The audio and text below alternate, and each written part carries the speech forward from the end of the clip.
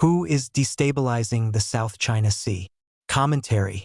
According to a recent article in the Chinese state-run Global Times, the United States is using the Enhanced Defense Cooperation Agreement with the Philippines to destabilize the South China Sea region. It cites a state-controlled think tank in Beijing, the South China Sea Strategic Situation Probing Initiative, as the source for that claim. As usual with CCP propaganda media, the facts are otherwise. In this case, the reality is a projection of the Chinese regime's sins onto the United States and its allies. Let us ferret out the truth. What the Global Times article actually claims and doesn't. Stripped of the propagandistic framing, the SCSPI report's factual content is: the United States has grown from 5 to 9 EDCA sites in the Philippines since 2016/2023, spent roughly $125 million on base infrastructure and $7.3 million on life support contracts, increased rotational deployments and live-fire exercises, and deployed systems like HIMARS and the Typhoon missile system during exercises. That's it. This is U.S. forces operating on Philippine sovereign territory, at Manila's invitation, under a treaty negotiated and ratified by a democratically elected Philippine government reacting to Chinese pressure that predates the agreement. The word destabilize is never operationalized in the peace. No body count, no seized territory, no coerced neighbor is named as a victim of U.S. action. The word is doing the paper's argumentative work without the paper ever cashing it out. The closest the SCSPI researchers come to a mechanism is restraints and attrition during peacetime. For example, the complaint is that the U.S. presence makes it harder for the Chinese Communist Party to coerce the Philippines. That is a tell, not a rebuttal. The actual chronology of who moved first. 2012, Scarborough Shoal. The CCP seized de facto control of Scarborough Shoal, roughly 120 nautical miles from Luzon, and well within the Philippines' exclusive economic zone, after a standoff, and has denied Filipino fishermen access ever since. Scarborough Shoal fell under China's control after a 10-week standoff with the Philippines in 2012, and the Chinese Coast Guard has maintained a permanent presence there ever since. This predates EDCA implementation by 4 years and is the proximate cause of the arbitration case the Philippines filed in January 2013. 2013 to 2016. The Great Wall of Sand. China dredged roughly 3,200 acres of new land onto 7 Spratly features, Fiery Cross, Subi, Mischief, and others. A series of land reclamation projects between late 2013 and late 2016, then militarized what it built. New radar and communications arrays, airstrips and hangars for combat aircraft, and surface-to-air and anti-ship cruise missile systems across the Spratly and Paracel chains. This is part of a decade of unilateral fait accompli by the CCP before the current EDCA expansion.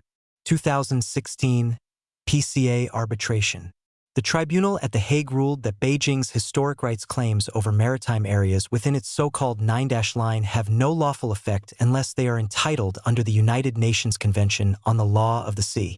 The ruling held that China's EEZ did not extend to the Spratly chain and found that China had infringed the Philippines' EEZ rights by constructing an artificial island on Mischief Reef.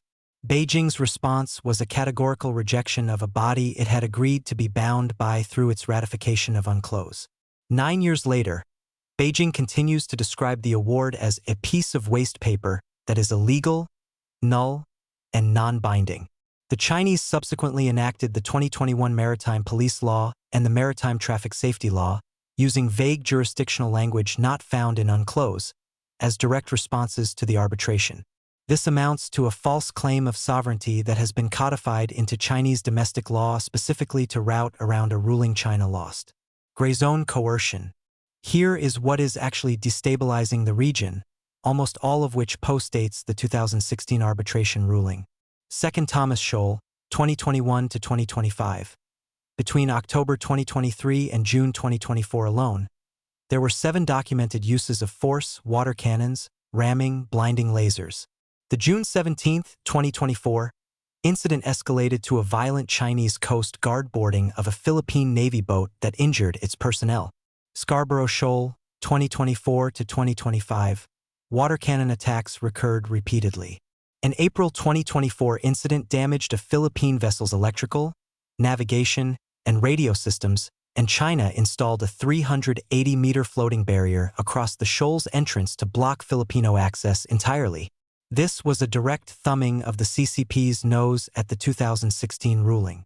Sabina Shoal, December 2025. Chinese Coast Guard cutters surrounded 20 Filipino fishing boats, cut their anchor lines with rigid inflatable boats, and injured 3 Filipino nationals with water cannons.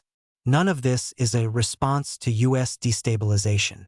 It's the CCP unilaterally escalating coercion against a much smaller neighbor's fishermen and Coast Guard within that neighbor's own EEZ, using a maritime militia specifically because it affords deniability. Gray zone activities that use non-military vessels to assert territorial claims while avoiding accountability for overt military force. Multilateral tracks China works to block or punish. Beijing's default response to other countries settling their disputes with each other, without China, is condemnation, which is itself revealing. Japan-Philippines maritime delimitation talks. When Tokyo and Manila opened bilateral talks to delimit their overlapping claims, Beijing's foreign ministry called the talks illegal and void, even though China was not a party to either. Typical CCP bluster. ASEAN-China Code of Conduct. Negotiations, ongoing in some form since the 2002 Declaration of Conduct, remain unconcluded after 2 decades precisely because China has resisted binding, enforceable language and geographic scope. The CCP has no interest in compromising. Philippines-Vietnam-EZ efforts and Vietnam's island building. Notably, as Vietnam has ramped up its own reclamation since 2023, CCP-aligned commentary has pivoted to complaining that Western coverage deliberately downplay or ignore the aggressive actions of Vietnam and the Philippines. Right? Concluding thoughts. The Global Times/SCSPI piece inverts cause and effect.